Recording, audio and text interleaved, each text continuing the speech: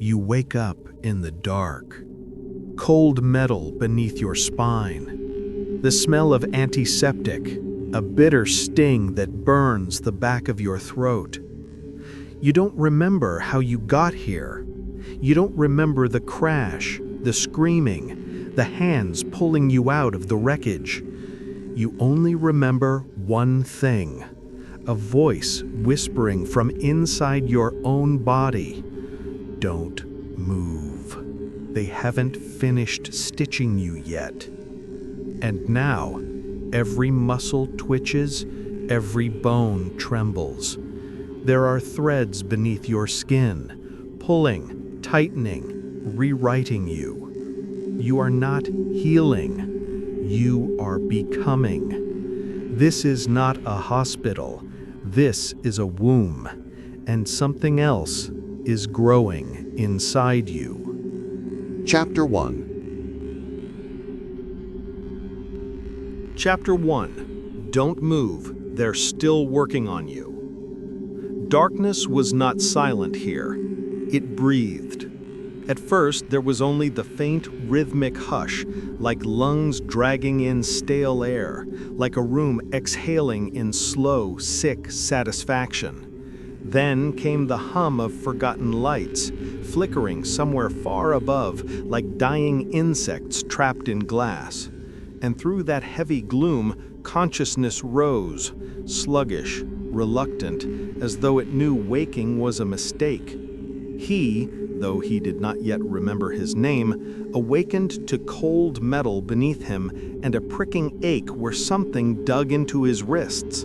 His eyelids felt weighted, as if stitched closed, but after a tremor of effort, they parted just enough to let in the world.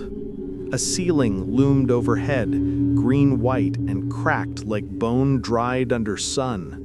Rust streaked downward in vein-shaped rivers. Fluorescent lights flickered, one dead, one twitching, one pulsing faintly like a heartbeat that refused to die. His first breath tasted chemical and rotten, like antiseptic poured over old meat. And his second breath hurt. Something pulled deep inside his ribs, as though threads ran beneath his skin, tightening every time he inhaled too deeply. Restraints cut into his arms, but not the cold leather or steel he expected. These were warm like flesh, warm like something alive. A shudder crawled through his spine. He tried to shift, and the restraints flexed, softening against him like muscle reacting to touch. That was when he heard it, a whisper, sliding through the vents, thin as a scalpel's edge. Don't move. The voice came again, low and breathless, and close enough to brush along his ear. Don't move. They're still working on you. Panic flickered like static across his thoughts. Working? Who? On him? His heart punched violently against his ribs. Something beneath his skin tugged, tiny threads tightening to hold him still. He froze. The vents above rattled, not from air, but from movement. Something crawling through metal. Something dragging soft weight against steel ducts. Too heavy to be a rat, too slow to be human. He swallowed, throat thick. His voice felt rusted shut, like speaking would tear something raw inside.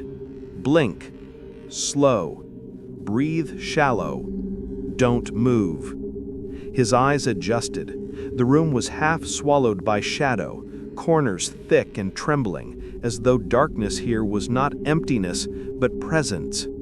Old machines sat like forgotten corpses, monitors cracked, surgical carts resting, IV poles leaning like snapped limbs, and dusty intercom crouched in the corner, a red light pulsing as though listening. He tested his fingers, a twitch, barely. Pain shot up his wrist, sharp and wet, like a needle dragged beneath the skin. These restraints were not straps. They were sutures, living sutures.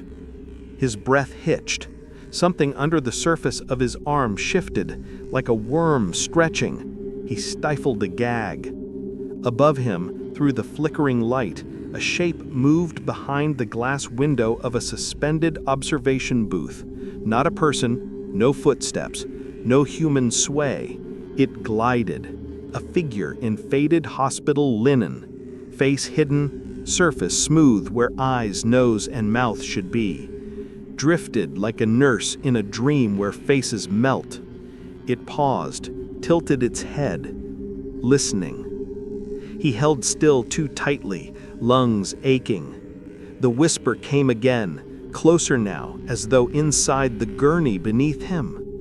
They see motion, not sound. His pulse hammered. He wasn't alone, but was the voice friend or parasite? He didn't know. He couldn't yet know. The warning felt too intimate, too lovingly whispered. Slowly, quietly, he tested his neck, turning just enough to see beyond the metal railing of the bed. His skin pulled, and he felt something slide inside his shoulder, adjusting to the movement like a patient nurse guiding muscle. He wanted to scream. The room expanded in more detail. Dust lay over everything like old snow. Mold crept in black veins along tiles. A sign half-torn read, "Restricted Procedure Wing, Biological Trials." The smell here shifted, the staleness giving way to coppery sweetness. Blood, old and new, drips dotted the floor like footsteps leading deeper into shadow. And then came the sound, a soft snip, snip, snip, as though scissors cut thread in careful rhythm. Too slow, too deliberate. It came from behind him, from a place he could not see. He tried to turn. The sutures beneath his skin tightened, tugging him back into place with loving cruelty. Don't move. Not a warning now, a command. Whispers in vents answered, like dozens of voices murmuring in chorus. Some sounded excited, some hungry, some weeping. He forced a breath, throat raw. If he stayed, something would come. If he fought, the threads would tear him open. A low hum filled the room, the dead monitor beside him flickering awake, its cracked screen struggling to display a heartbeat. His heartbeat, even though nothing was attached to him. The faceless figure in the booth leaned closer to the glass. Pressure filled the air like hands pressing down on his chest. He had to move. He had to get out. The voice inside his skull whispered again, colder this time. You weren't saved. You were chosen. Outside the room, a light buzzed to life. Footsteps approached, slow, scraping, inhuman. He made his decision. Pain be damned. Terror burning through bone. He pulled. Threads beneath his skin snapped one by one, a sick, wet popping like veins tearing. Warmth spilled across his arm. The restraint writhed around his wrist, twitching like severed muscles searching for tissue. He bit down a scream. The doorway reached the footsteps. He froze again, shaking, skin crawling as if fleas of electricity burrowed beneath it. The doorway filled with a long shadow, and something breathed in the dark, slow and heavy, like lungs learning how to steal air. The whisper slithered one final time. Too late. They're here. Chapter 2. Chapter 2. The lights shouldn't have turned on. For a breathless moment, silence ruled the room. No footsteps, no whispering vents, only the pulse pounding in his ears and the wet sting of torn flesh where living sutures had held him down. He didn't dare look at the doorway. Whatever had arrived was waiting. His fingers trembled against the cold gurney rail. Sticky warmth pooled beneath his wrist. Blood, his blood, trickling in slow, lazy trails across steel. His breath came shallow, sharp. He didn't dare breathe deeply. He didn't dare make a sound. Then, a click. Somewhere deep in the hospital. A low, grinding hum rolled through the walls, like a sleeping throat clearing itself. Lights overhead flickered twice, then flared brighter, casting sickly green-white illumination across peeling paint and broken tile. Another hum answered, deeper, heavier. The emergency generator had come alive. It shouldn't have. There was no power here, no electricity. He remembered, vaguely, dimly, flashing lights, emergency responders, rain soaking everything, voices shouting about power lines down. The world had been dark when he was taken. No one should be powering anything here. Yet the hospital breathed awake.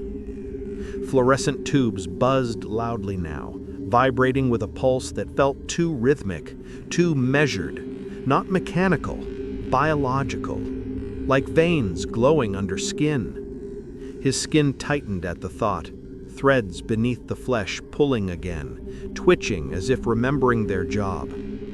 The whisper from Chapter 1 echoed through his skull, returning like a memory he wasn't allowed to forget.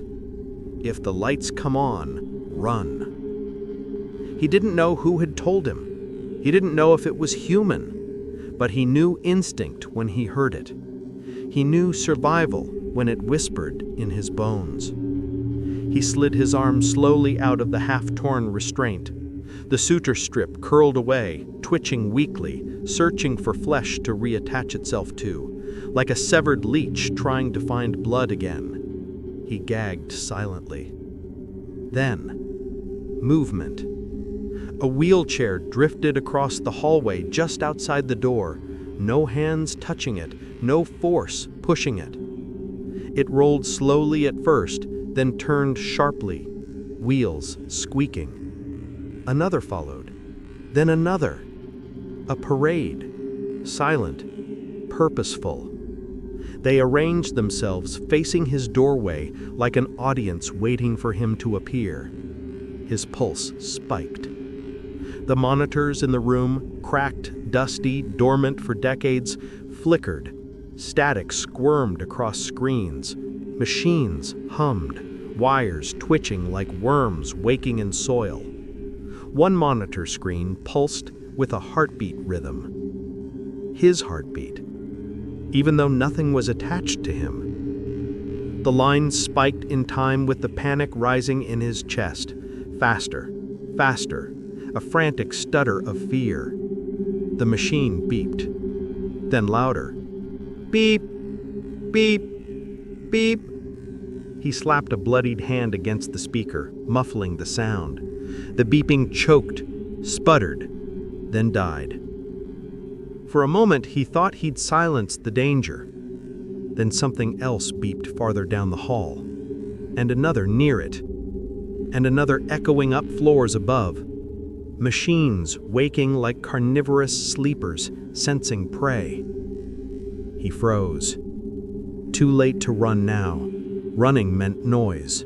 Noise meant attention. He slid off the gurney, landing hard on bare feet. The floor was colder than bone. A thin film of moisture or blood slicked his soles. He held the metal railing for support. His arm burned where sutures had torn away, skin puckered and ugly. He needed to move. Slow. Quiet. He edged toward the door. The shadow that had been in the doorway was gone, vanished into the corridor like breath fading in winter air. That somehow felt worse than seeing it. He peered out. Hallway. Long, too long. Fluorescent lights blinked in staggered rhythm, like blinking eyes watching him. Wheelchairs still lined up like silent witnesses. IV stands swayed faintly, as though touched by unseen hands. He took a step. A dislocated wheel squealed underneath one abandoned chair. He froze. Silence returned, thick and expectant. He continued, slower this time. Careful steps, each foot placed like a prayer. A sign on the wall read, "East Ward, Patient Recovery." Below it, someone had carved, with shaking hands or broken nails, "We don't recover here." His stomach twisted. Another hum surged through the building, and the lights above flickered brighter, like pupils dilating. They were watching. A monitor behind him crackled, then another. His breath hitched. He picked up pace, soft steps but faster. A gurney rolled by itself from a side room, wheels squeaking. He pressed himself against the wall, holding breath until his lungs screamed. Only when it drifted past did he exhale, shaking. Scene shift. Faint relief. Then, immediate tension spike. He reached a branching corridor. Shadows writhed along one hall, pooling unnaturally. The other path flickered with light, revealing peeling wallpaper and a trail of bloody footprints leading from somewhere deeper inside. A whisper skated across his thoughts. Follow the blood or follow the dark. Neither sounded like survival. He chose the light because humans fear the known less than the abyss, because instinct said visibility was safer. He took one step. The lights above him died. Instant blackout. Then, as if blinking awake, click, buzz, back on. Every fluorescent tube along the hall turned its glow toward him, not lighting the hallway, but tilting, angling, focusing, watching. Not possible, not real, yet undeniable. His breath trembled. His mind whispered the rule again. If the lights come on, run. They were on. All of them. Even the ones he hadn't passed yet. He ran. Footsteps slapping wet tile, heartbeat pounding like a trapped animal inside his skull.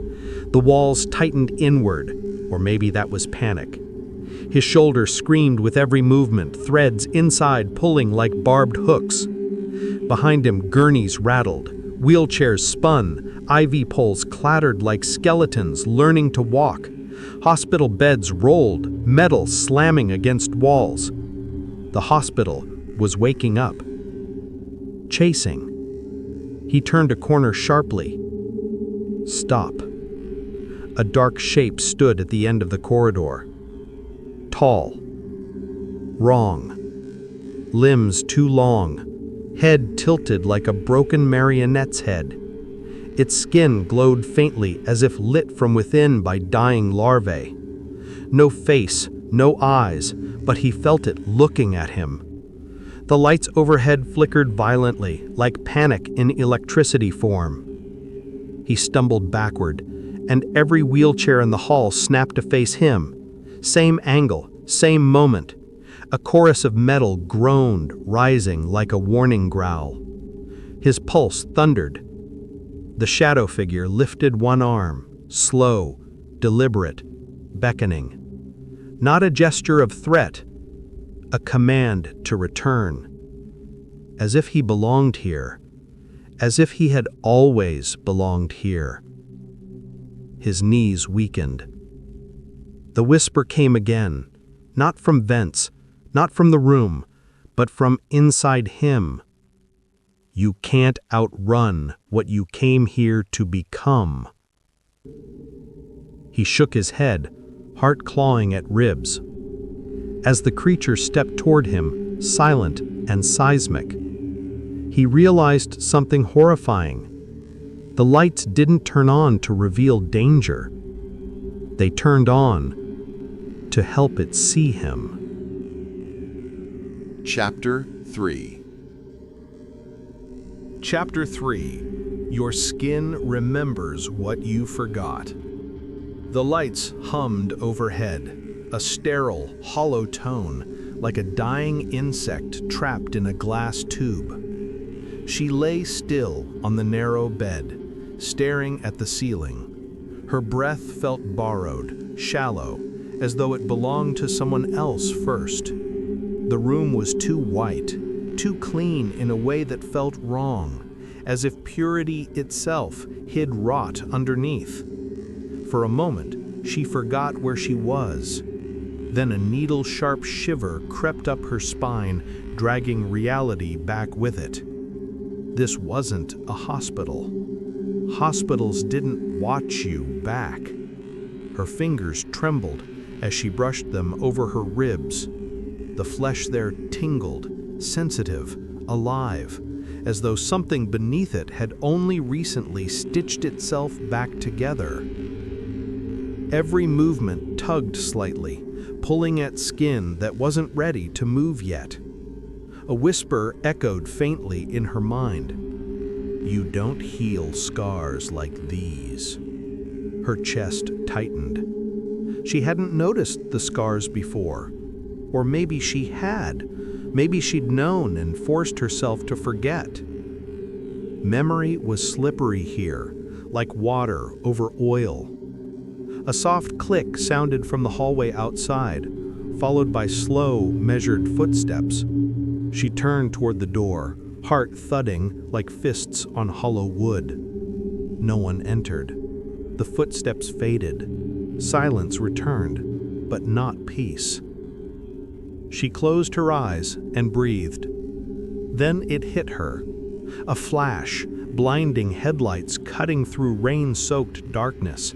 Tires screaming, metal twisting, grinding, splitting open like a rib cage. Her body weightless, then crushed, then nothing. A voice in the chaos, calm and cold. Prep the specimen. Her eyes flew open, her pulse stuttered. Specimen, not patient. Specimen. She clutched the blanket, feeling suddenly too exposed. The memory felt real, not a dream, not a nightmare, but a moment lived.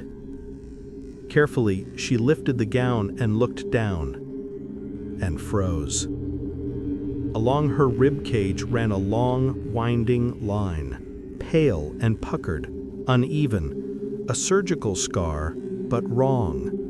Not medical, not human. Tiny, coarse strands protruded from the seam. Hair. She touched one, fingers shaking. It twitched under her nail, alive, as though it disliked being disturbed. Hair, sewn into her. Her throat tightened, bile rising like acid. This was no hospital. This was a workshop. She pushed herself upright. The world tilted, but she forced control. Her skin felt too tight around her bones, as though someone had stretched it imperfectly and expected her not to notice. Another memory slammed into her. Rain. Broken glass. Her own voice screaming, but muted, like it belonged to someone underwater. A paramedic face. No, not a paramedic. The uniform had no badge. No name, just an empty patch, like identity had been stripped away. Prep the specimen. She gasped. The walls vibrated with the echo of that command. A small metal tray beside her rattled as though something beneath it moved. Her skin crawled. She lifted her fingers to the scar again and felt something pulse beneath it. Something alive, something remembering before she did. You don't heal scars like these. The whisper returned, this time crawling up her spine like fingers made of breath. She stood, bare feet touching cold tile. The chill stabbed instantly, grounding her, but also trapping her. Rooms that felt like this weren't meant for recovery. They were meant for containment. The lights flickered, and the room dimmed to an underwater gray. Her skin tingled. Goosebumps rose. The walls seemed to breathe, subtle, slow, like lungs filling behind plaster. She looked toward the corner. Something shifted there just past vision. A ripple, a shiver in air that shouldn't move. She backed away. Her hand brushed the metal table and another flash burst across her vision. A bright surgical light, tools, gloved hands, and her body. Not broken from a crash, but opened willingly, skin peeled back like pages of a book. Her voice trying to scream, blocked by tubes. That same voice whispering from somewhere far away. If you remember, you won't survive. She choked on air. Her knees buckled, but she caught herself. No, she whispered. To the memory, to the room, to whatever watched. Her heartbeat thundered, loud enough she thought it might draw things out of the walls. She ran her fingers along the scar again, slow, shaking, and felt a knot beneath the flesh, hard, round, foreign. A stitch? No, too solid. Something implanted. She stumbled back, gagging, gripping the edge of the bed. You don't heal scars like these. Her breath hitched. The whisper didn't feel internal anymore. It lingered in the room, vibrating the air like a second heartbeat. She wasn't alone. The lights flickered again.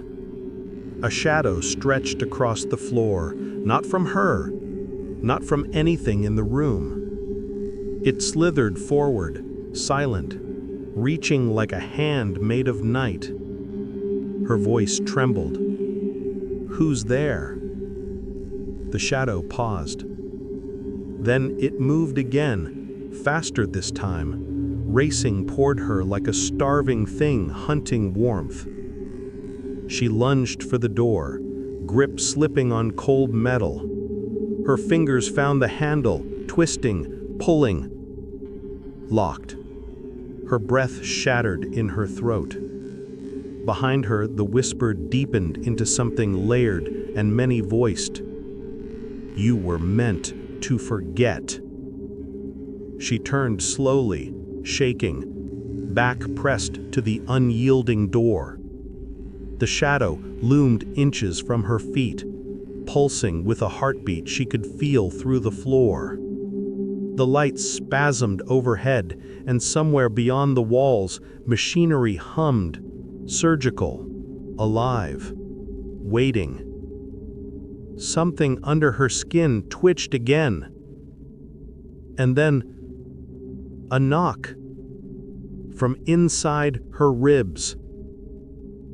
Not bone, not heartbeat. A knock, responding. Her scream never reached her mouth. The shadow rose.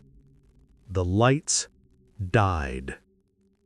Darkness swallowed everything. Chapter 4. Chapter 4. The nurses never had faces. Silence clung to the hallway like damp skin, thick and breathless. When the lights died in her room, she had expected panic to swallow her whole. Instead, something colder settled inside her, an instinct older than reason. Don't move. The shadow had crept toward her, rising, stretching, and then vanished as emergency lights sputtered to life, thin red strips lining the walls, bleeding color across sterile white. A false safety, flickering, pulsing like a warning heartbeat.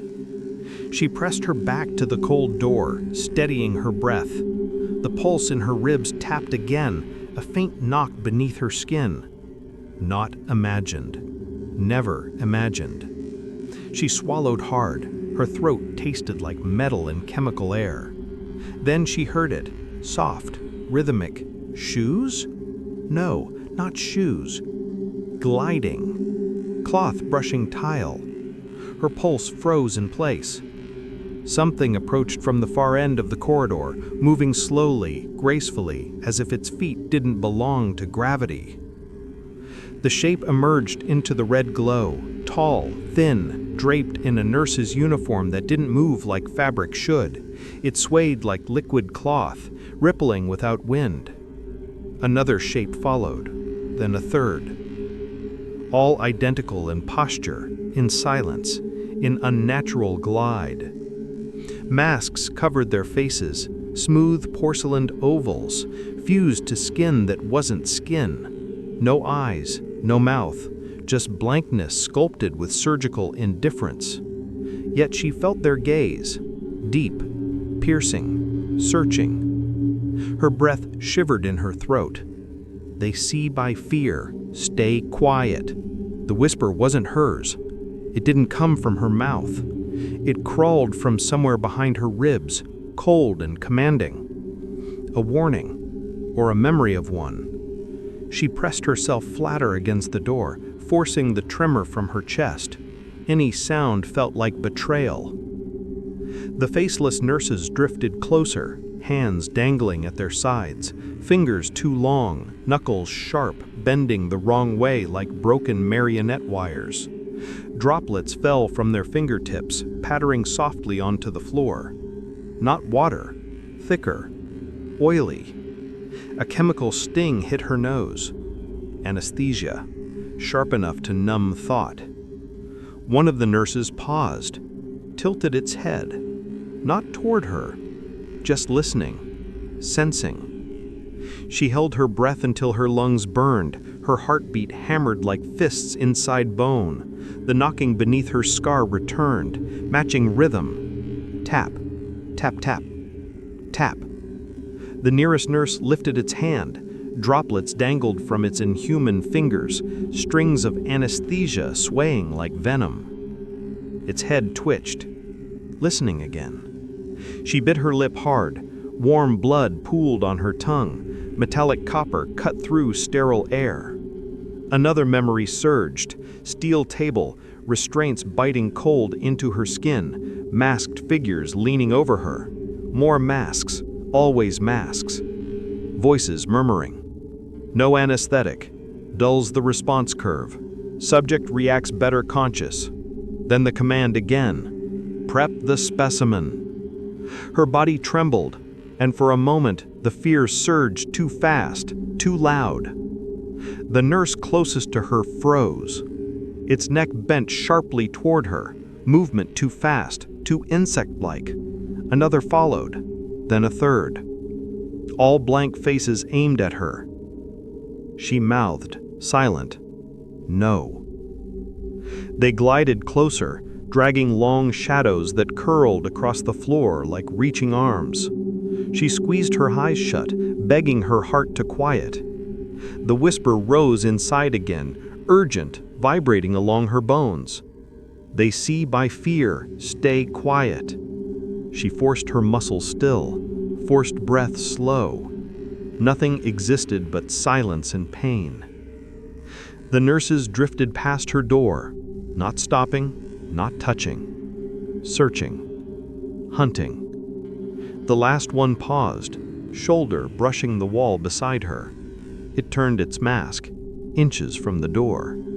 She could feel it, the cold, the hunger in the absence of eyes. A single drop of anesthesia leaked from its fingertip and hissed against the floor. Then, it moved on, gliding into the darkness, swallowed by red gloom. She collapsed against the door, breath shaking out of her in broken waves. Her knees barely held her weight. The scar along her ribs pulsed, once, twice, like a heartbeat not her own.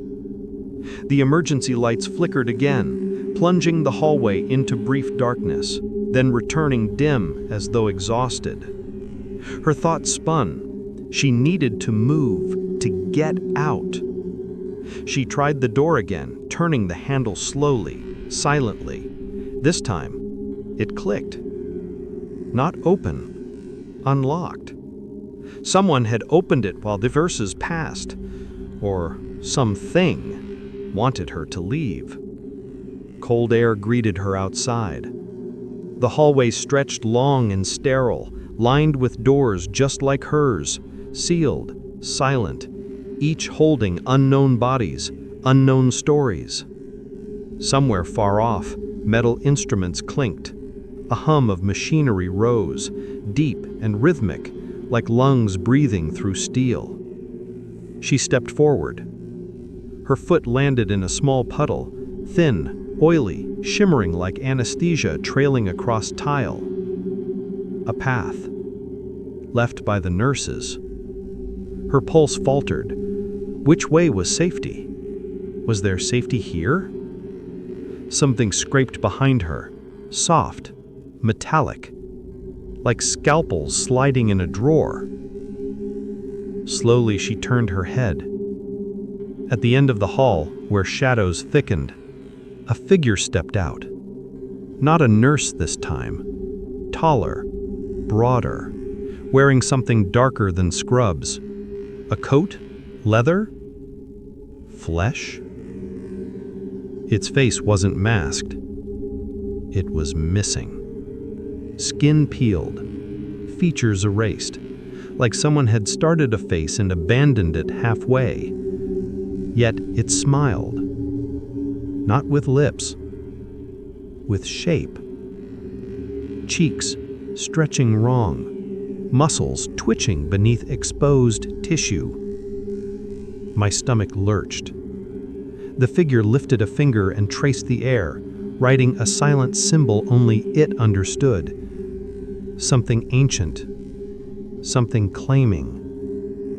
Then, in a voice like wet cloth dragged over bone, it whispered her warning back to her. They see by fear. Its head tilted, twitching. And you're terrified. I stumbled backward, air trapped in my lungs, my hand slammed against the wall to keep balance.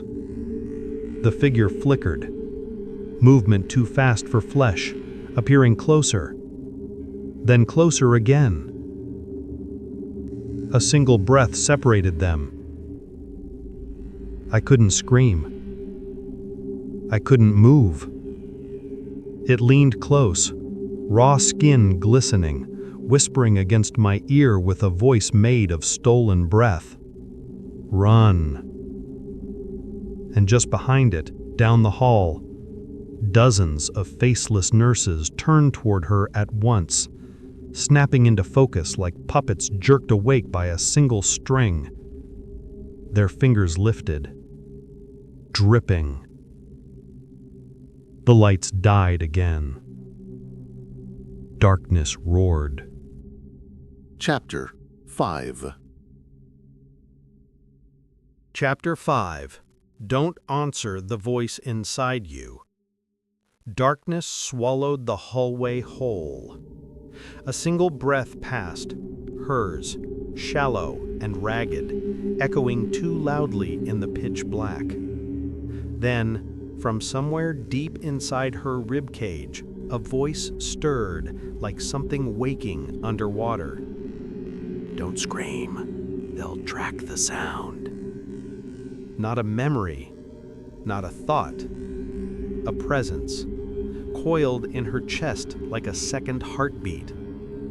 She pressed her hand to her sternum, feeling the faint pulse beneath stitches she never asked for, running under skin she wasn't sure was entirely hers. The silence stretched. Far down the corridor, something moved, soft, wet, dragging. She forced her legs to move, step, after trembling step, palms trailing the cold wall to guide her through the dark. The voice came again, calm, intimate, almost protective. "They are not the ones you should fear." Her throat tightened. "Who are you?" she whispered, before she could stop herself. Silence answered, but inside, beneath bone and muscle, not every voice inside you is yours. A chill washed through her. Not a warning this time, a rule. Then, a soft click. Lights didn't return, but an emergency strip glowed along the floor, faint and pulsing like a dying vein. It lit enough to see shapes, but not their edges. The hallway seemed longer now. Too long. Stretched like a wound being pulled open. To her right, a door hissed. Metal scraping softly. Opening. She froze. Nothing emerged. Nothing visible. Yet she felt watched. The voice inside whispered, almost amused. "You weren't saved. You were selected." Her blood ran cold. Selected. Not rescued. Not treated. Chosen. For what? A soft sob echoed from ahead. Human. Fragile. Relief stirred. Hope. Unwelcome but desperate. She followed the sound, steps quicker now, heartbeats slamming against ribs. The floor led her to a small side room, door half open. The sobbing came from within, trembling, broken. She pushed the door wider. A figure huddled in the corner, trembling under a hospital gown, hair matted with sweat and blood. Their arms wrapped around their legs, rocking gently. They didn't look up. "Are you?" The figure snapped its head upward so fast, bone cracked. Its eyes were enormous, glassy, dilated with terror that didn't belong to the living. A voice spilled from its mouth, but the lips didn't move. "Don't answer the voice inside you." Her throat tightened. She stepped back. The figure's mouth split too wide, skin tearing at the corners as it screamed silently, throat trembling without sound. Hands shot up, clawing at its face like it wanted to rip itself open. The inner voice spoke again, colder now. "It's too late for them. Move." She stumbled back through the hall, heart a wild hammer. Behind her, flesh tore, bone cracked, a wet thump. She didn't turn, couldn't. Her steps quickened, then slowed again, instinct screaming louder than fear. Why was the voice calm? Why was it unafraid? She rounded a corner. The smell hit her first, sterile fluid mixed with rust and warmth. Blood, fresh, still spreading. A trail led from the operating table, drag marks, fingers clawing for purchase, nails broken where someone fought hard not to be taken. Her stomach lurched. A memory flashed. Scissors cutting cloth, hands gripping her jaw. Voices. "It's adapting better than the last one. This one listens." Then, a door slammed down the hallway behind her, jolting her back to the present. Footsteps. Heavy. Purposeful. Something knew she was here. "Run," the inside voice whispered. "Now." She staggered from the room, breath wild, legs trembling. The hallway stretched ahead, doors, shadows, a faint exit sign flickering like dying hope. Footsteps grew louder. She forced herself to move faster. Her scar throbbed, stitches tightening as if something inside strained to break free. The voice returned, now sharp as a scalpel. "If you die here, I die too. We survive together." She gasped. "We?" You didn't think you were alone in your skin anymore? Did you? Her pulse pounded in her ears. Fear threatened to crush her lungs. She hissed, "Get out of my head!" Silence. Then, soft, close, loving in the wrong way. "But I live in your flesh." Ahead, an elevator dinged. Soft, too calm for this place. The doors opened slowly, invitingly. The voice inside whispered silk smooth, "Trust me?" Her foot lifted toward the elevator. Then she froze. Not every voice inside you is yours. She stepped back instead, pulse roaring. The elevator doors paused, then closed, smooth and silent. The footsteps behind her stopped. Close. Too close. Something breathed on her back of the neck. Her skin crawled. Literally crawled, like something beneath it shifted, restless, waiting. Then the internal voice hissed, instinct sharpening like a blade. "If you don't run right now, we both die." She didn't think. She ran. The hallway split ahead, left toward screaming echoes, right toward flickering daylight through a cracked window. She turned and saw her reflection in the glass. Except it didn't move with her. It smiled, whispering through the pain with her voice and not her voice. "You weren't saved. You were selected." The light snapped off again. Darkness swallowed everything. And something inside her, breathing, patient, hungry, smiled with it. Chapter 6.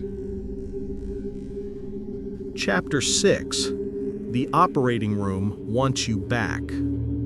The hallway narrowed as she walked, ceiling lights flickering in a rhythm that felt too deliberate, too aware. Not random, like it was blinking at her, guiding her, testing her. The air changed first, sterile, sharp, tinged with iron and bleach. A hospital smell. But underneath it, something sweet, rotting, like old flowers left beside a forgotten grave. She slowed. Ahead, a sign hung crooked above a double steel door. Letters carved, not painted, gouged by something desperate or furious. Operating theater, restricted. A chill crawled down her spine. She shouldn't go in. But curiosity is louder than survival sometimes. And the whispers in these halls had grown clearer with every step. They weren't guiding her away.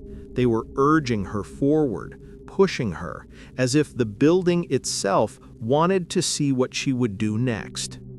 She reached out. The metal door was warm, almost pulsing. She pulled it open. The room breathed. Not in a metaphorical way, no, she could hear it.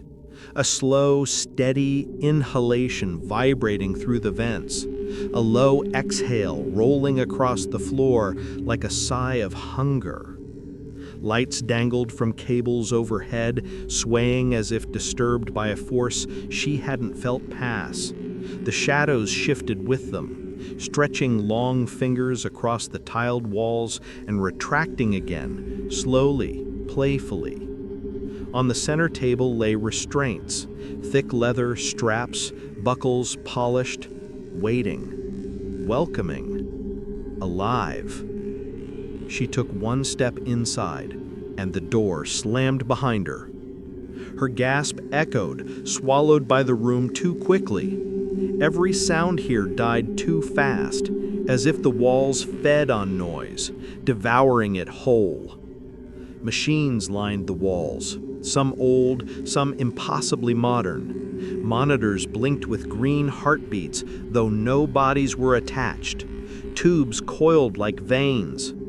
And the surgical tools, they were moving, twitching. A bone saw jerked like a muscle spasm. A scalpel lifted, scraped the metal tray it rested on, then settled again. A rib spreader flexed, teeth widening and closing like a mechanical jaw chewing on invisible flesh.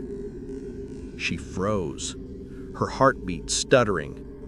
Pulse machines hummed in time with her breaths, syncing to her, listening, matching her rhythm. A voice leaked from the intercom speaker overhead, soft, distorted, wavering like a recording underwater. "You were never the patient." Her eyes widened, breath caught. She stumbled back, but the straps on the table shifted, slowly lifting, curling inwards like arms stretching out for an embrace. Then the heartbeat chime changed tempo. Faster, hungry. "You were the project." The words came again, layered, overlapping, dozens of voices stacked in a single whisper. Male, female, old, young. Some sounded like they were screaming from far away. Others sounded like they were standing right behind her. She turned. Nothing. But she could feel breath on her neck, warm, close. This wasn't just a room. It was a mouth, waiting to swallow her.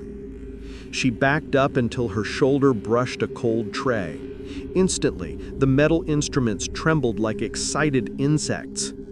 A scalpel rolled toward her hand and nudged her skin. A tiny slice, sharp, precise. A bead of blood welled. The machines reacted instantly. Beep, beep, beep, beep, beep, beep, beep. Heart monitors spiked. Tubes writhed. The table shuddered, straps whipping open wide, like it wanted her lying down now. Something tugged her hair. Another unseen grip pinched her ankle. She jerked away, stumbling toward the corner as the lights above swung violently, throwing hard light like interrogation lamps. She pressed her back to the wall. The walls were warm, like skin holding fever. A monitor beside her flickered and sputtered, and on the screen she saw herself, strapped to the table, chest cut open, ribs spread wide, and heart beating slow and strong as hands she could not see worked inside her. She choked out a scream. The image blinked, her chest on screen rose, and her body on the monitor whispered, "Come back."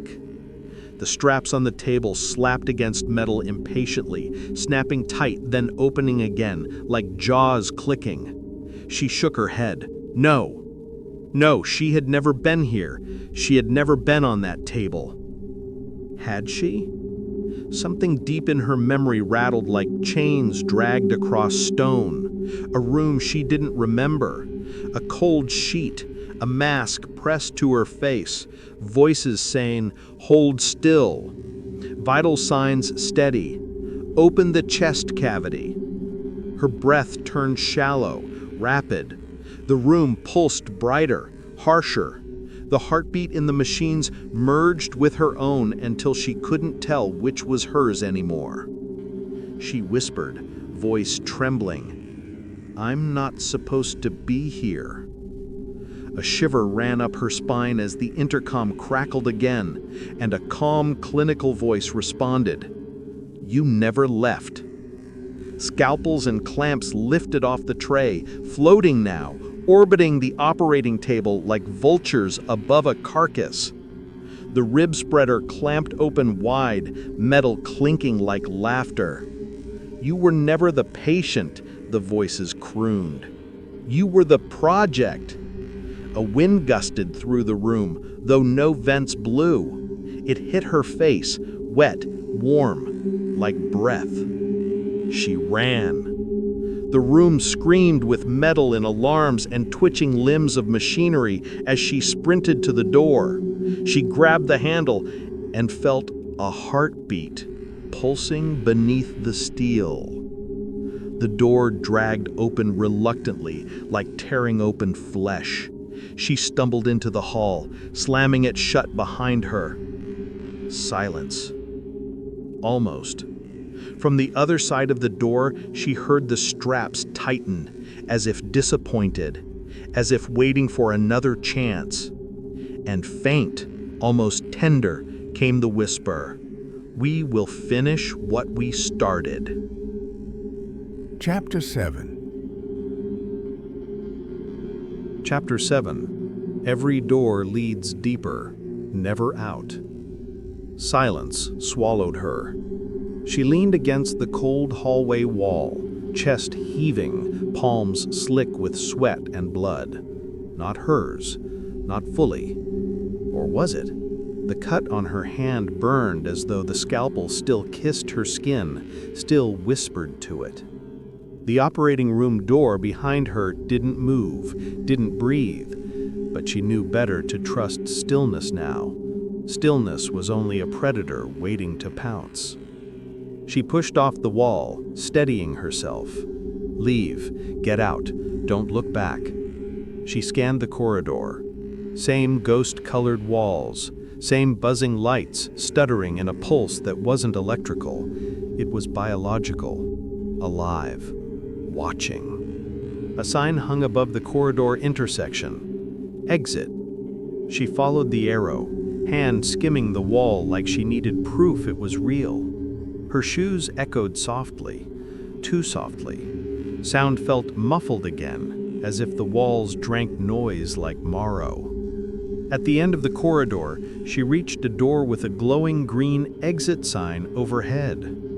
Emergency bar, rusted hinges, salvation. She shoved the bar with both hands. The door opened into another hallway. Same walls, same lights, same hum. The exit sign flickered behind her, then went dark. Her stomach twisted. No, that's not possible. But it was. Here, it was. She ran, this time faster, footsteps slapping tile, breath ragged. She kept her eyes locked forward, refusing to check the corners. Corners always hid things. Another exit sign. She didn't hesitate. She slammed through it. More hallway. The same hallway. Reality folded like flesh sewn wrong. A chill walked the length of her spine. Hospitals keep what dies inside them. The whisper brushed her ear, not spoken aloud, but seeded inside her skull like roots burrowing into wet soil. It didn't sound threatening. It sounded true. She forced herself down another corridor. Lights flickered overhead in a rhythm that mirrored her heartbeat, too in sync, too intimate. A set of stairs appeared, spiraling down. The railing twitched. Breathing? Waiting? She swallowed hard. Stairs meant floors below, basements, morgues, places things weren't meant to return from. But the hallway only circled back on itself, a snake devouring its own tail.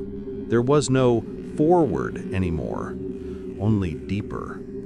She stepped onto the first stair. It pulsed under her foot.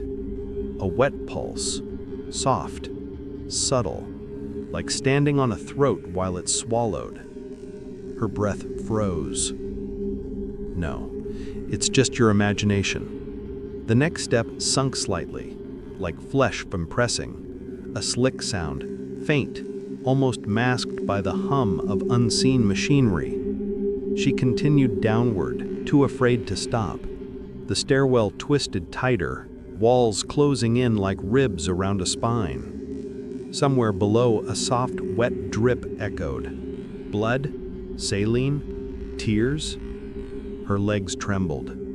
Halfway down, she stopped and looked up. No top. The stairs vanished into darkness above like she'd descended further than she walked.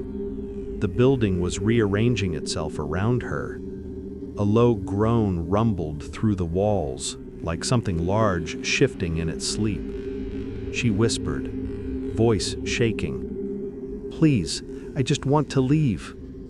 The hospital whispered back, tender as a lullaby. "Everything wants to leave. Not everything should." Her hand clutched the railing. It felt warm, pulsing with a heartbeat she didn't want to match, but it did, slowly, sinking. The stairs continued swallowing downward, step by fleshy step. She reached the bottom. Not a basement. Another hallway. But the tiles here glistened with something wet. The lights overhead hummed lower, dimmer, like dying fireflies trapped inside tubes. A hospital bed sat abandoned in the middle of the hall, wheels rusted, mattress stained dark. And from beneath it, scratching. Slow, deliberate, patient. Her fingers tingled with numb fear. She moved past, quiet, careful, breath held. The scratching paused, then followed. Soft taps like fingernails trailing the underside of the bed. She quickened her pace. A door appeared ahead, heavy, reinforced, the kind used in psychiatric wards or morgue storage. No window, just a metal plate riveted tight. Words etched into it, scratched deep by desperate hands. "Don't open. It doesn't let go." Her bones turned cold. A rattling breath seeped from behind the door, and another breath answered from the vents above her. She felt surrounded, enclosed, like she'd stepped into lungs and the building inhaled around her. The light ceiling flickered, buzzing, then went dead. Darkness. Sound rushed in. Whispers, dragging feet, liquid dripping faster now. She backed into the wall, fingers searching blindly, heart pounding a rhythm the hall eagerly mimicked. Then, a click, a small mercy. The emergency backup light flickered on, weak, red, enough to see the corridor stretch ahead and behind. The hospital bed had moved. It now sat closer, right behind her. No sound, no wheel squeak, just there, waiting. Her breath shook like a leaf in winter. The scratching from underneath began again, faster, excited now. She bolted, sprinting, blood pumping so loud her ears rang. Every door she passed whispered as she flew by, like voices trapped and calling out. Hospitals keep what dies inside them. She didn't slow, didn't look back, couldn't.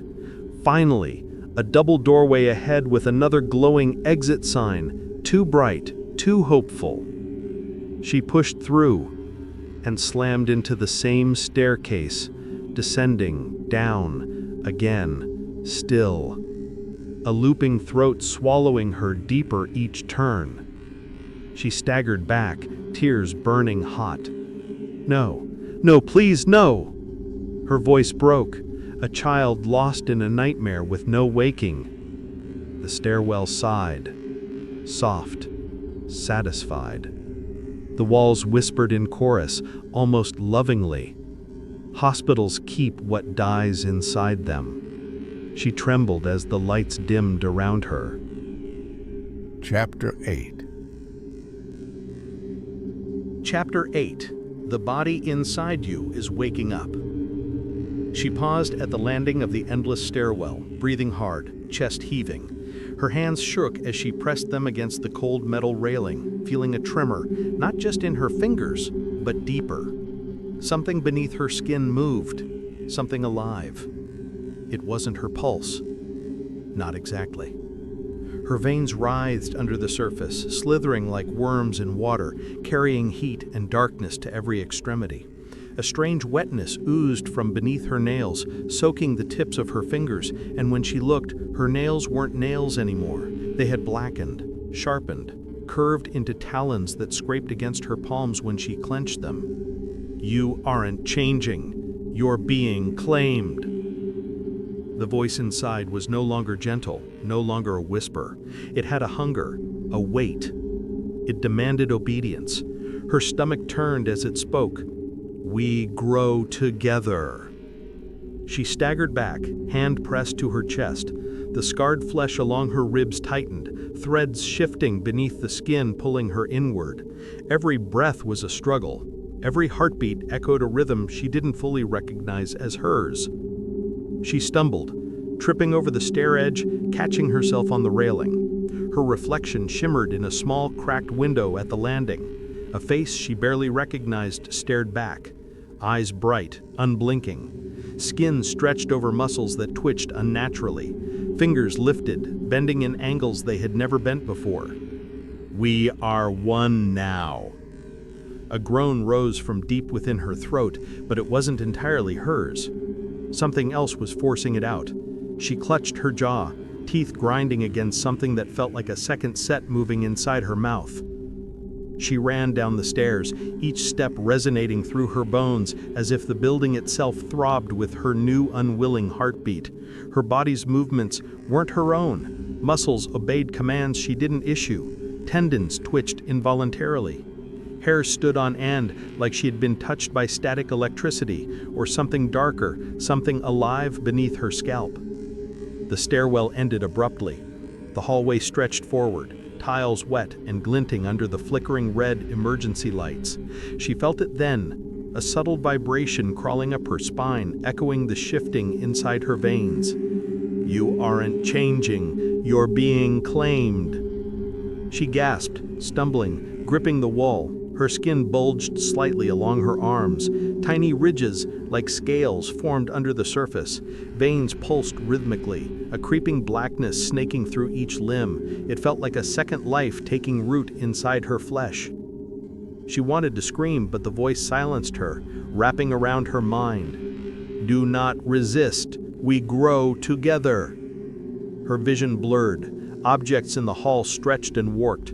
The fluorescent light above flickered violently, and for a moment she swore she saw a pair of hands pushing out from the wall, skeletal fingers clawing toward her. Then they vanished. Just shadows, she told herself. Shadows or hallucinations. But when her hand rose to cover her eyes, she felt the claws beneath her skin flex. The black talons curled against her palm without thought. Her body was not hers alone anymore. She ran. The inner voice guided her, whispering commands with the precision of a surgeon. "Follow. Keep moving. Obey." Her legs carried her without decision. They pulled her forward, down hallways that warped unnaturally. Doors twisted slightly when she passed, stretching taller, narrower. Shadows clung to corners, thick and liquid. The hallway ended in a room, a mirror-lined chamber. Her reflection didn't match her movements. Talons lifted while she froze, skin stretched over muscles that twitched unnaturally. Fingers lifted, bending in angles they had never bent before. "See what we are becoming." She stepped closer to the mirror. The reflection smiled, a wide, unnatural curve of lips that wasn't hers. Its eyes were black, veins pulsating beneath the sclera. Every muscle beneath the surface flexed in impossible ways. Her heart pounded, echoing against her own chest, then against the monitor of the inner voice, sinking, merging. The voice spoke again, louder now, urgent, commanding. "We are stronger together. We are inevitable." Panic surged, but the claws on her hands flexed automatically, digging into her palms, reminding her of their power. Her feet moved forward again, against thought, toward the mirror. "You are mine. We are one." She screamed, but the sound was layered, hers and the inner voice's deep rumble. The room reverberated. Mirrors reflected not only her body, but glimpses of the thing inside, writhing under her skin. Threads, black tendons, bulging veins that moved like snakes. She backed away, hitting the opposite wall. The reflection in the mirrors multiplied, each image more grotesque than the last. Some grinned, some reached out with black talons. All whispered, "Obey, grow, become." The mirrors warped, bending reality. The walls shifted, shadows merged with her own, crawling over her feet, up her legs. Every instinct screamed to flee, but the claws moved, dragging her forward. Veins under the skin throbbed, pulsating in sync with the words of the inner voice. "You aren't changing. You're being claimed." Her chest tightened. A rib ached as if something beneath it flexed and twisted, aligning itself with her. Each inhale drew it closer. Her muscles spasmed with a life not her own, and a single thought pierced the chaos. Resistance is impossible. The mirror shattered simultaneously. Glass rained down, glittering red in the dim light. The shards did not cut her. Instead, they sunk into the floor like liquid. Shadows of clawed hands rose from them, grasping, guiding, demanding. The voice whispered a final chilling command. "Come, accept it, grow." Her knees buckled, breath shallow, talons flexed, veins writhed. And in that moment, she understood the truth of the hospital, the truth of the operating rooms, the endless stairwells, the looping corridors. Her body was not hers. It never had been. The building had chosen her, and the thing inside her was awake. She fell to the ground, hands scraping tile, black talons raking faint scratches. The inner voice hummed, a lullaby and a command intertwined. "You aren't changing. You're being claimed." And she knew, deep in every twitching vein, that the process had only just begun. Chapter 8. Chapter 9. You don't escape what you are. She ran. The hallways twisted beneath her feet, slick tiles echoing each frantic step, every heartbeat pounding louder than the last. Her claws scraped the floor with wet clicks, and the veins beneath her skin writhed, pulsing in tandem with the inner voice that had long since claimed her. "You were never meant to leave." The phrase hissed inside her head, curling around every thought like a serpent. She wanted to scream it back, to fight it, but her mouth moved with its own rhythm, her voice no longer fully hers. Ahead, a door, heavy, steel, marked morgue, yawned open like the mouth of some great predator. Cold air seeped from it, smelling of embalming fluid, decay, and something metallic that pricked her nostrils. She hesitated only a moment. The voice urged her forward. "You belong here. Accept it." She crossed the threshold. The room stretched impossibly wide, shelves of slabs extending into darkness beyond what the eye could see. The lights flickered overhead, throwing long shadows that stretched across the corpse-laden floor. The chill wrapped around her like a lover and a predator simultaneously. Whispers rose from the slabs, soft at first, then louder, layering over one another.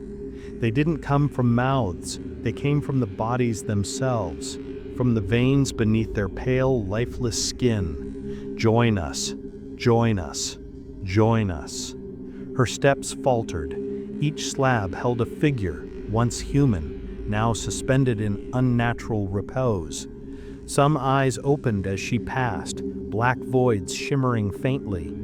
The whispers pressed into her skull, slick and intimate, like the insides of her own skull were being stroked. "Join us."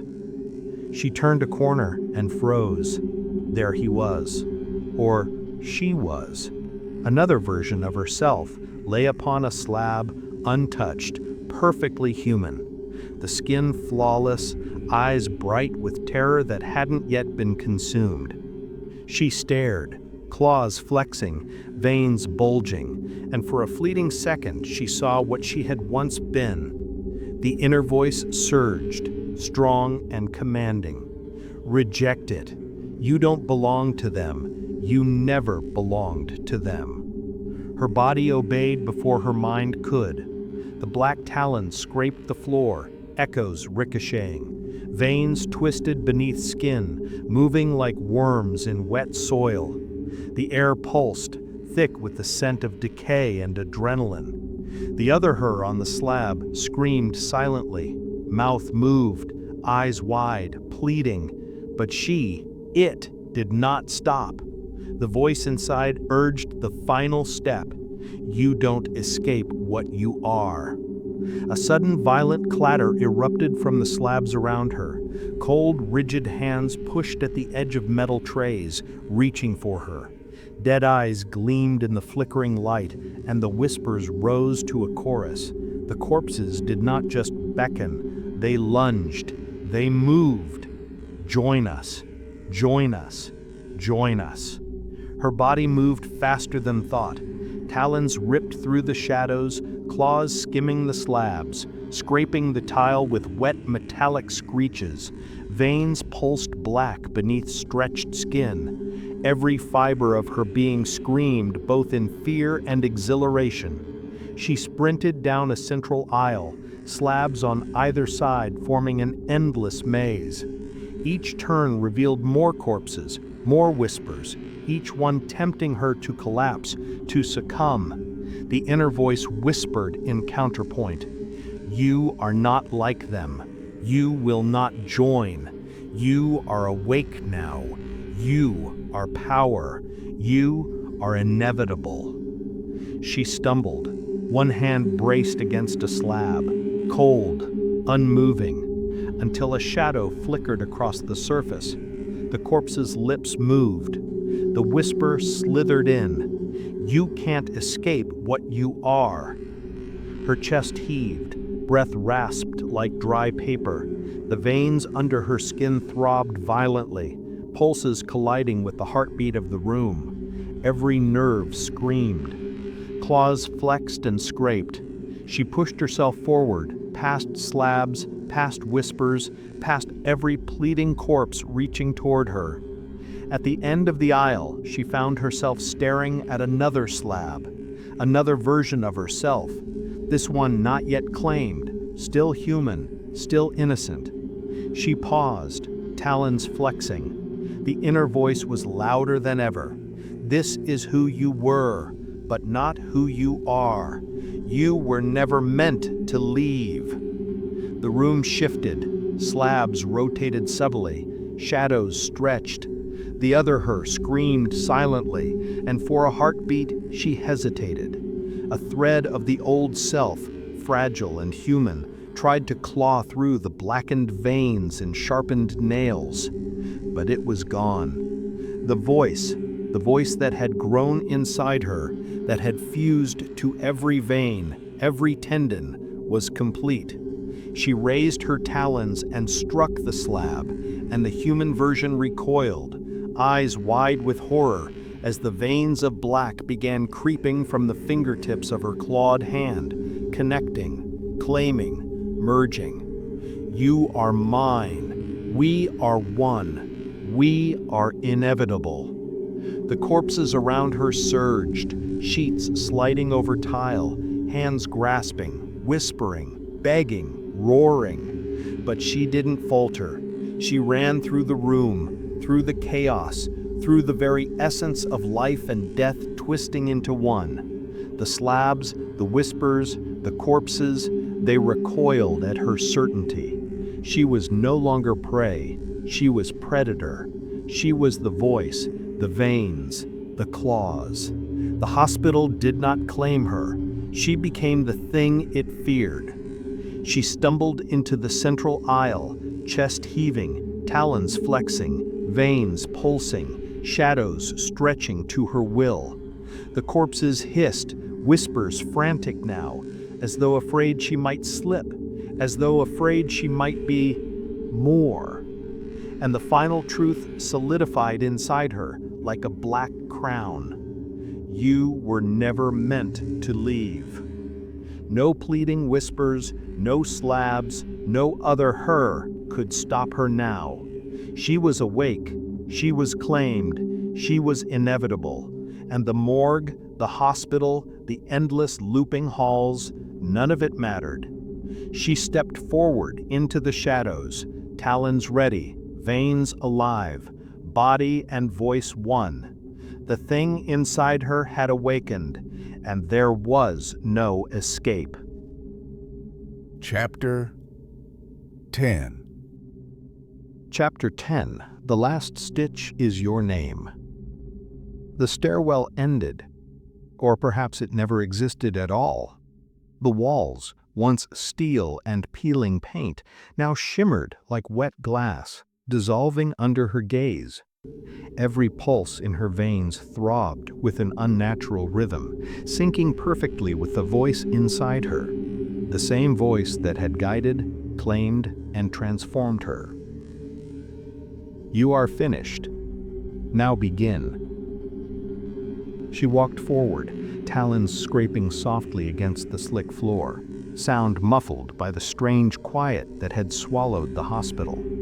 The endless corridors, the looping hallways, the haunted morgue, they all faded, folding into a blur of shadows. Was it real? Was it a cocoon? Or had she always been trapped inside herself, stitched together by unseen hands? We finish what we start. Her reflection appeared in shards of broken glass embedded in the walls.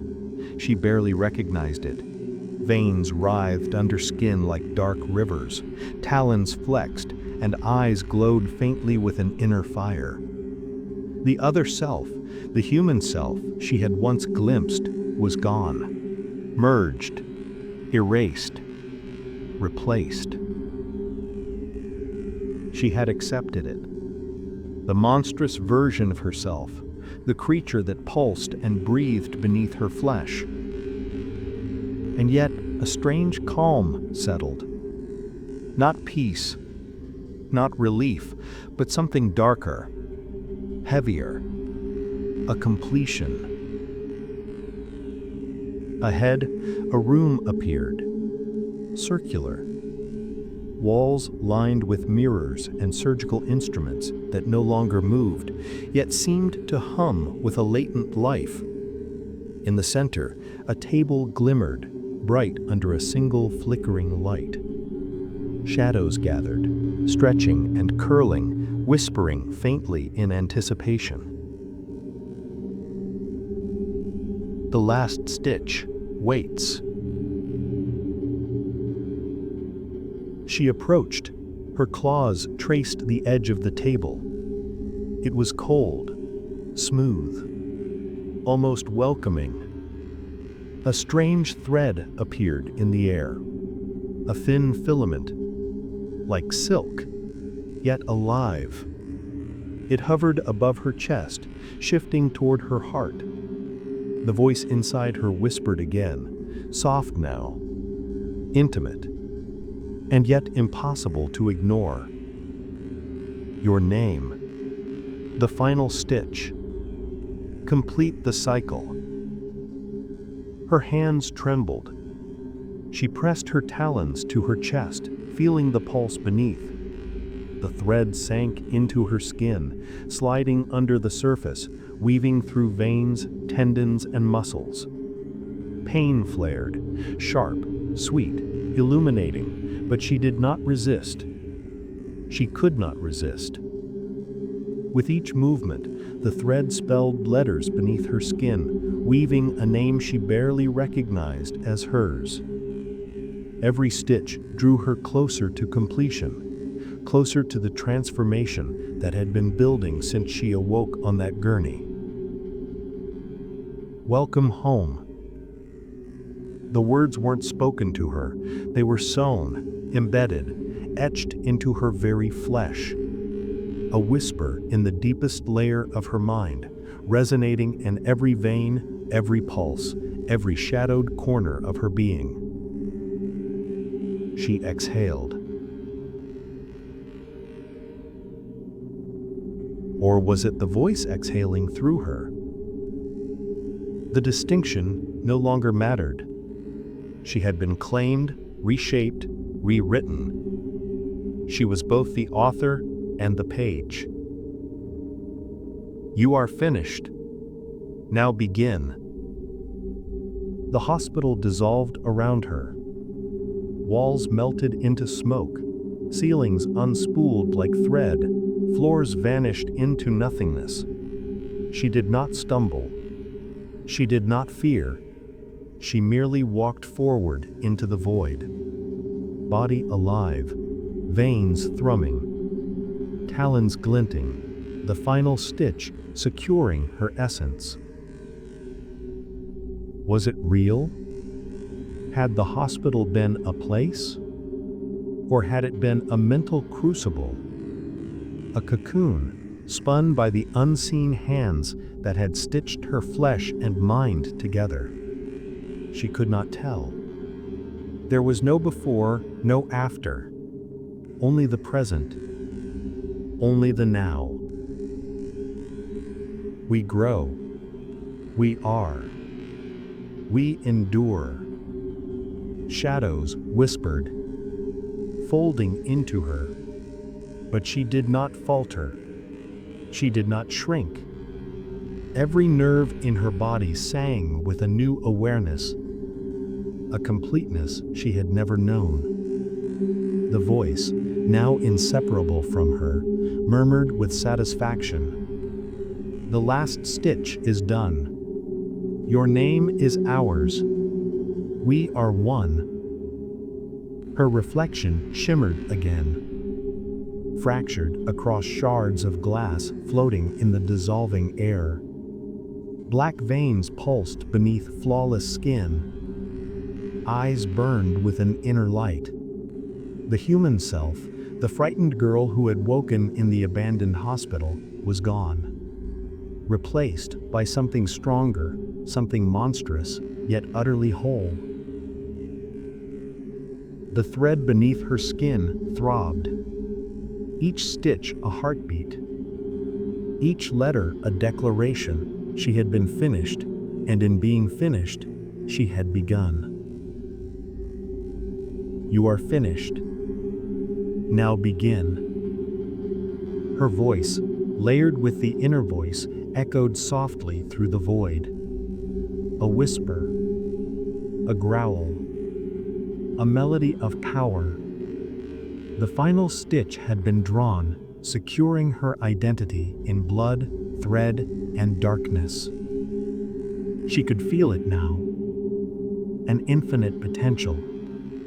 A monstrous completeness that was hers and not hers, inseparable. The air hummed.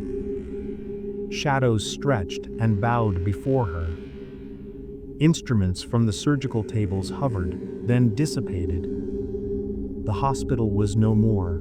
No walls, no ceilings, no doors, but the pulse of the place remained inside her, stitched into every vein, every sinew, every heartbeat. Welcome home. And she understood. Home was not a place. Home was not a hospital. Home was the body she had become, the voice she had accepted, the darkness she had embraced. The last stitch had been placed. Her name was written across her heart. She was finished. And in being finished, she began. A final exhale left her lungs, resonating through the void. Black veins pulsed in sync with the voice that had guided her. Talons flexed. Shadows clung and swirled around her like loyal servants. She stepped forward, fully herself and not herself, into a new world of possibilities, horrors, and inevitabilities. You are finished. Now begin. And with that, the cycle was complete. The hospital had dissolved. The voice had claimed. The last stitch had been made. She had become both the nightmare and the survivor, the predator and the prey, the thread and the seam. She no longer was human. She was not entirely monster. She was everything, stitched together, finished. and beginning.